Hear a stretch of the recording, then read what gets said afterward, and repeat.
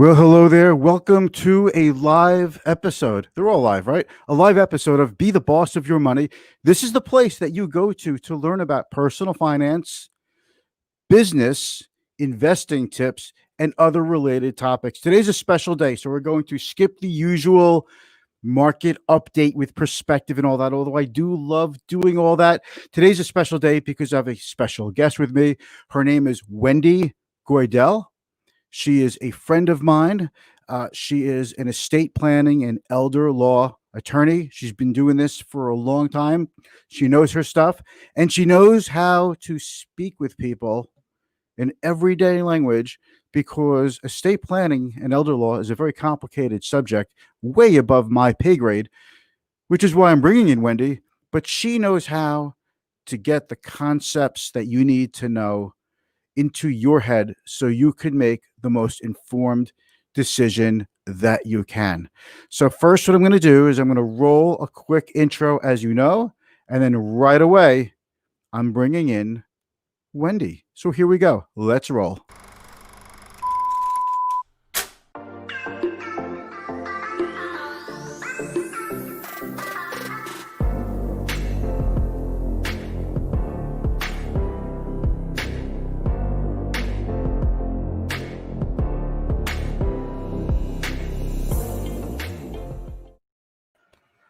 Hey, Wendy, how are you? I'm great, Mitchell. How are you? Dang, I am so good. Great to be here. Nice to see you. I want you to know I have questions. Oh my God. I don't know. I can't read that print. It's too small. It's too far away. I could work for the CIA because nobody could actually interpret my handwriting. Well, I could give you cryptic answers if you'd like, but I wouldn't do that because you introduced me as being able to give like good answers, understandable answers. Answers that help us understand the process of creating a will, estate planning, leaving money to our heirs, and all those important things. It's something that a lot of people don't like to think about. It's something people probably procrastinate on like crazy. So I've got a couple of questions for you, but first, can you just quickly give us an intro to Wendy Goidel? Well, like you said, I've been doing this for many years. Thanks for pointing that out. And if your viewers, I knew you would say that.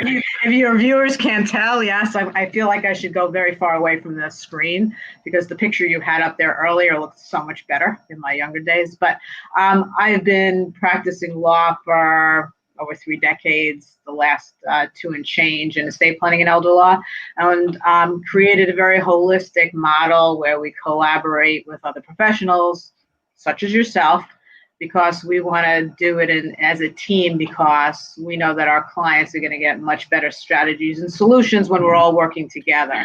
So that's on the elder law side and on the estate planning side.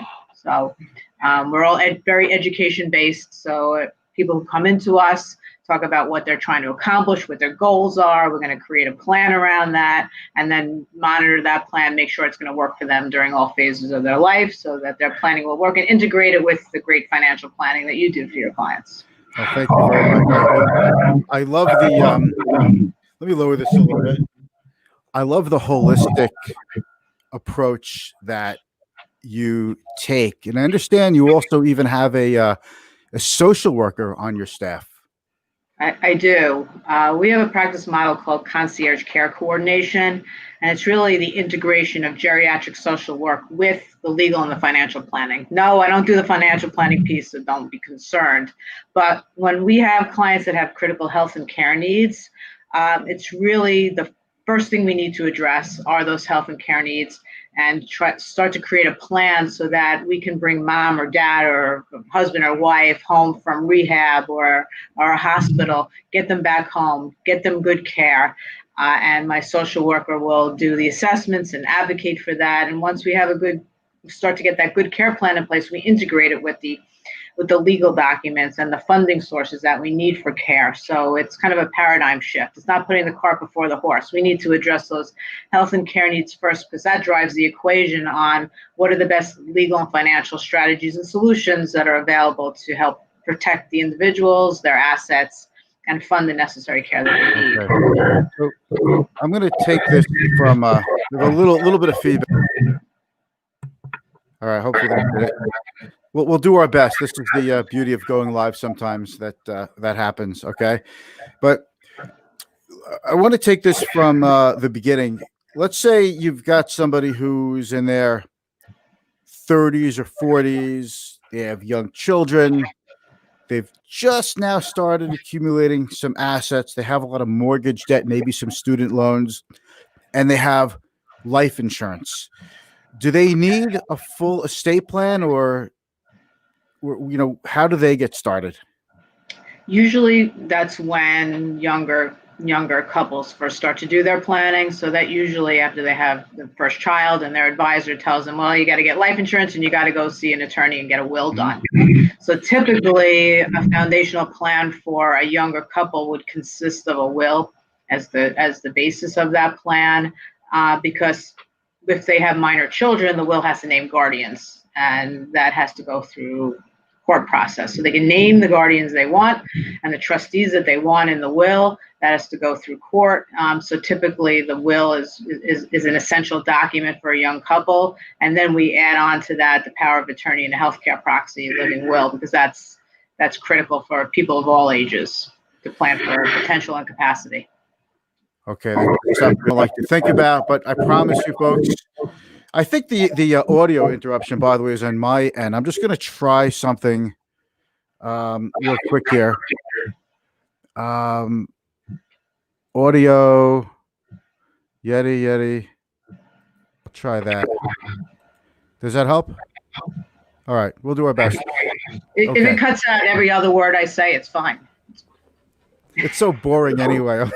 Nobody really wants to listen to every word that an attorney says anyway, so it's okay. Well, although they should.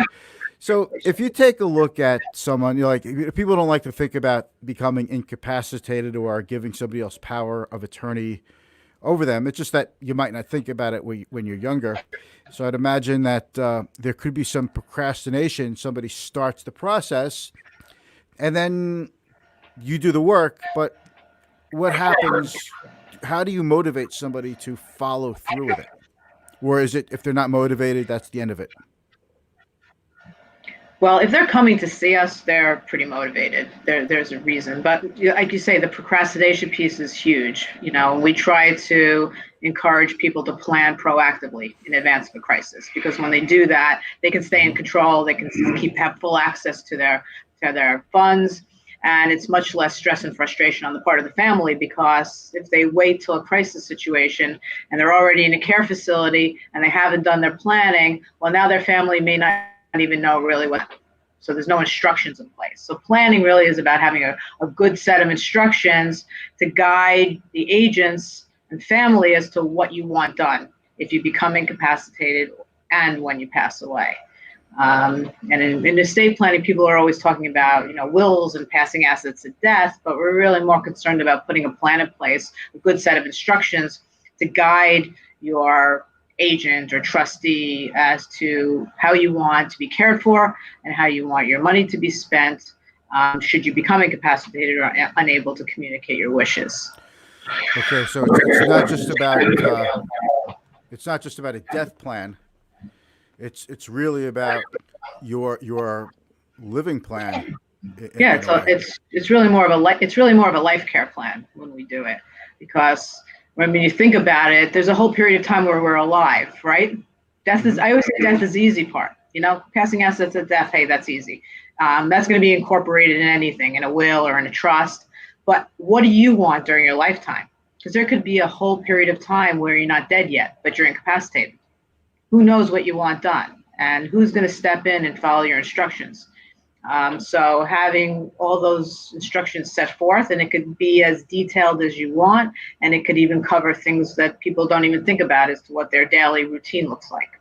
Right. We can put a whole plan around to try to encourage people to be able to get good quality of life, even if they're incapacitated. Do not resuscitate order or something like that.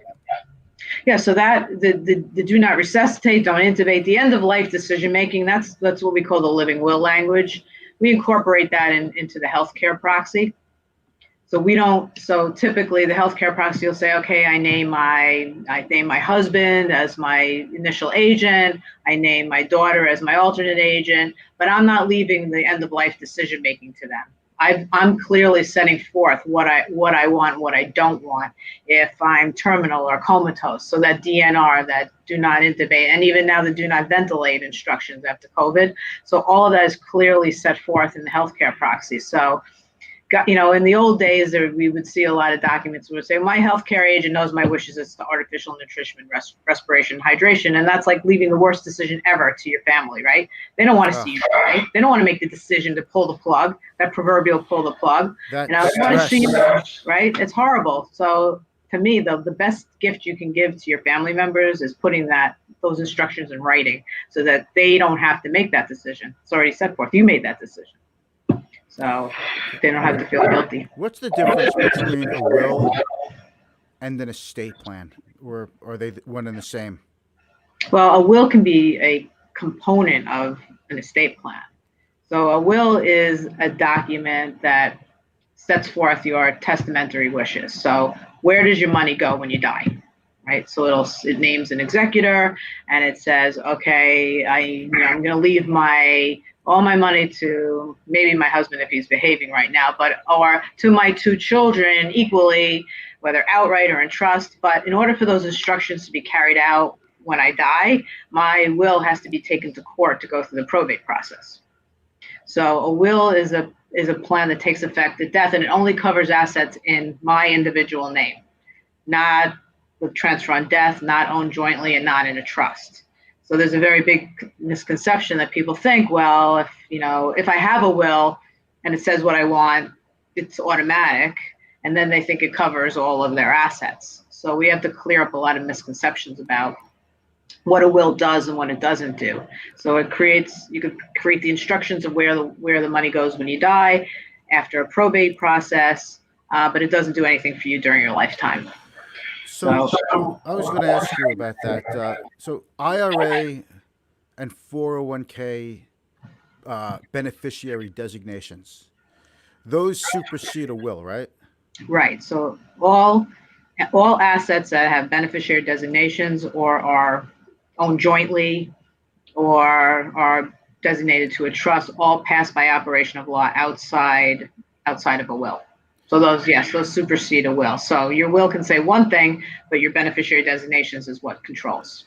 Right. So you can think your will is leaving all of your belongings to somebody else, but somebody could say, no, I'm in the beneficiary. You named me beneficiary 25 years ago. That still counts.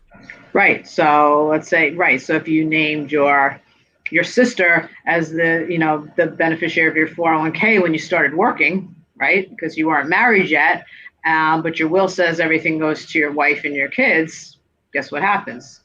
That 401k goes to your sister. She'll love you. She doesn't necessarily have to gift it over to your wife. So, really important. And I'm sure, it's something that I know you do with all of your clients, and we do too, is like you have to look at those beneficiary designations and make sure that they're up to date and accurate. And work with the rest of your estate plan. Yes, it's one of the first things that I actually do. And sometimes people get divorced and get remarried. Yes.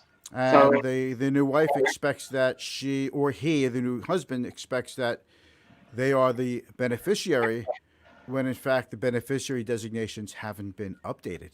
Right. So one of the first things that divorced individuals need to do is come and see me. They have to go back to their estate planning attorney and redo their documents. When are the other times that you would at least review someone's will and estate plan? I'd imagine as someone's life gets more complicated, they go from needing a will to something a little bit more complex, like an estate plan, because they start to accumulate assets, that sort of thing, and insurance and all that. So what happens after the stage of the will, and when do you review? Well, an estate plan, estate plan is really your legal written instructions of what you want done if you either become incapacitated or you pass away. So it really depends what your goals are, what you're trying to accomplish. A lot of it centers around asset protection, both during lifetime for yourself and for your beneficiaries when you pass away. But even if whatever kind of planning we do, and a lot of it is, a trust is a centerpiece of the plan, because that typically will cover all the different phases of your life while you're, now while you're alive and well, if you become incapacitated when you pass away. And there's different trusts that we use for different purposes. But even so, the estate plan typically will consist of a trust, a will, a healthcare proxy, a living will, a power of attorney, a personal care plan. And then, so let's say we did your estate plan today, Mitchell. Perfect. It's exactly the way you want it. Well, is it going to work for you tomorrow, next week, 2 months from now, a year from now, 2 years from now? We're not really sure, because there are a lot of changes that can occur in your life that will cause you to have to update your plan. So your health changes. That's a Sure. Like kids go from being minors to adults. Your kids could get married and then have children, or get divorced. Any changes? Yeah, any changes in your family may cause you to have to update your planning. So even if you started out with that will when your kids were younger, and you couldn't name them as executors or agents in any of your documents, well, now your kids are now older. They're in their 30s, 40s. You named guardians for them back in the day. That happens a lot. We see people coming in with their wills that they did 20 or 30 years ago. Their kids have aged out. They're old enough to now be named, so they need to change their planning. So family changes is a big one. Health changes. One day you're vertical, and the next day you're horizontal. Staring at the ceiling tiles. So nothing changes your perspective more than that. So health is a big trigger. Your wealth changes, right? People are investing with you, and the market's doing really well. So now their assets are going up, right? So maybe they need to do some tax planning, or state tax planning, and then the laws change. Sometimes, you ever hear of the laws changing? So every time there's a new president, right, the laws change. Right. So let's see what happens. But so any of those triggers, any of those changes may cause you to need to update your plan. So we're always in touch with our clients to check in with them and see if there are any, if there's anything they need to do, and then we'll contact them when there's a major change in the law that may require them to update or change their planning, or engage in some new planning. So all those kind of things. New administrations could be good for business. Could be, yep. I mean, it could open up a whole new, if the state tax thresholds drop sooner, there'll be more of that. I picture in your office a big painting that says, "Any day they're not throwing dirt on you is a good day." That's true, right? That's very true. They just throw other things at me, but yeah. What's the difference between an executor and a trustee? So an executor is the fiduciary named in a last will and testament that is going to carry out the instructions and the wishes contained in the will and administer the estate after probate. So again, that person has to be issued the authority to act as a trustee. It's not an automatic thing. As an executor. As an executor. Okay. As opposed to a trustee is a fiduciary named in a living trust. So that is somebody who, so depending upon what type of trust it is, you create a living trust, you can be the trustee right now. And you can name a successor trustee that can step in if you become incapacitated or pass away. But that's outside of court. So there's no court oversight. There's no court procedure to be named as a trustee, unless it's a trust that's a testamentary trust that's created in the last will and testament. Okay. In that case, that trust can only come into effect after the will goes through probate and the trustee is given authority to act. So this brings me to the next thing. What documentation do you need from a new client who wants to create a new will and an estate plan? Just a check to pay me. That's it. That was a joke. Yes, that's so you, Wendy. Yeah, I know. Just a joke, people.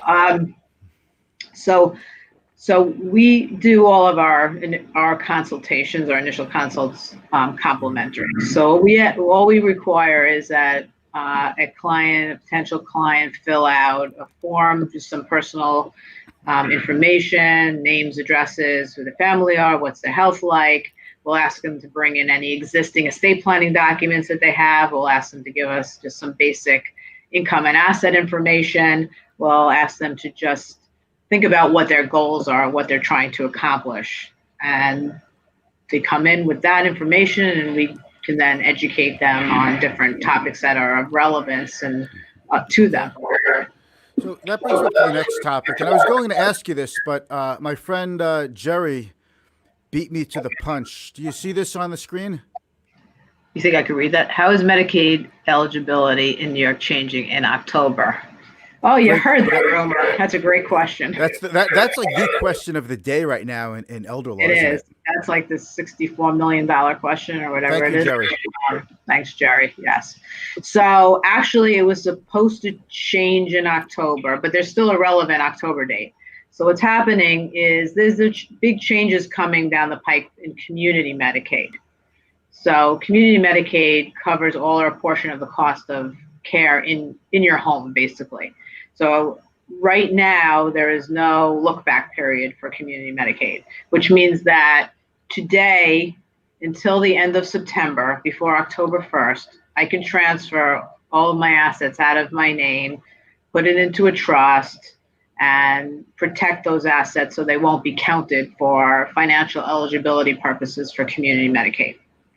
It's been great. It's been a great ride for us, and it allowed us to be able to do this type of Medicaid planning for people, very quickly and relatively easily and protecting their assets.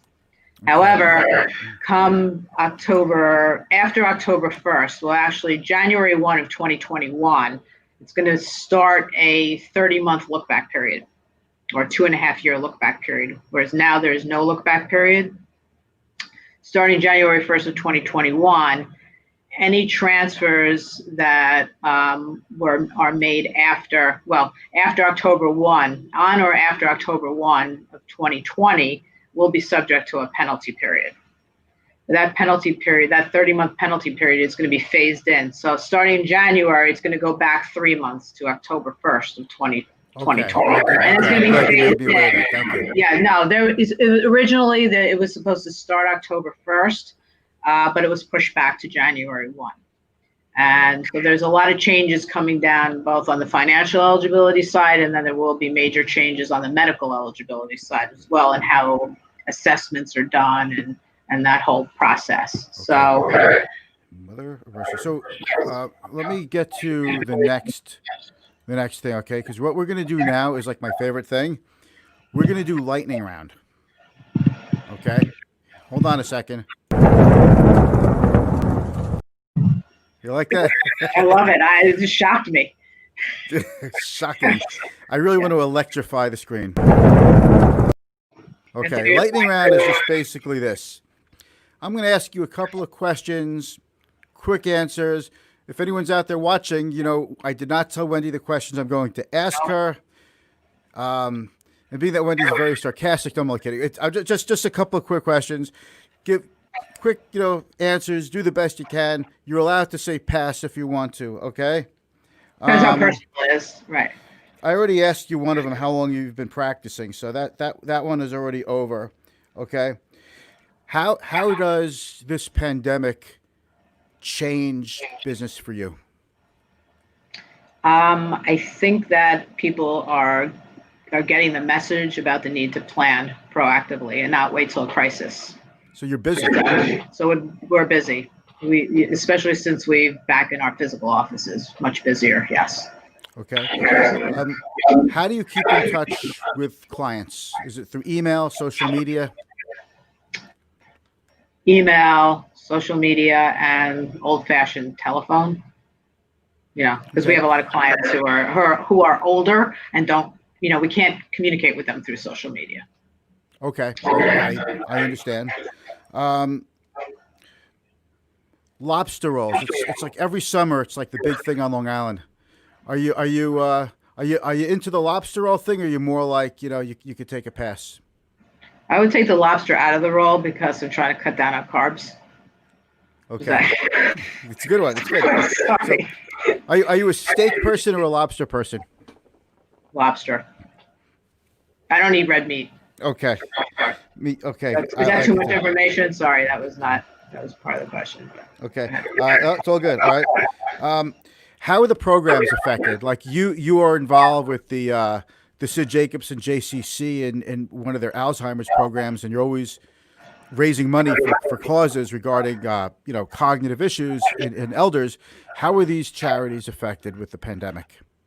Well, you know what? I have a lot of respect for these charities because the ones that I've principally involved in, they've all pivoted to virtual. They have taken their in-person programming, their day programs, and they've gone virtual with them.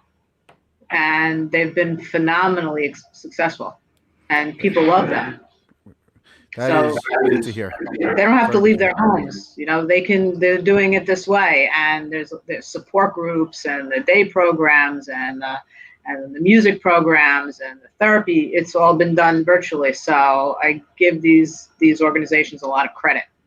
All right. Really last question. How can people reach you? Reach me. They can call you and then you can patch them into me. No. So you can, you want 631-390-5600. They can email me, wgoidel@goidellawgroup.com. You have a website, right? goidellawgroup.com. And you're on LinkedIn.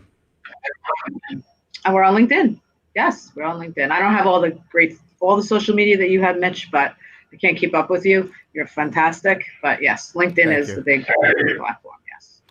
Okay. I'm going to end it here. Thank you so much. I really appreciate all the information that you've shared with my tribe. It is awesome.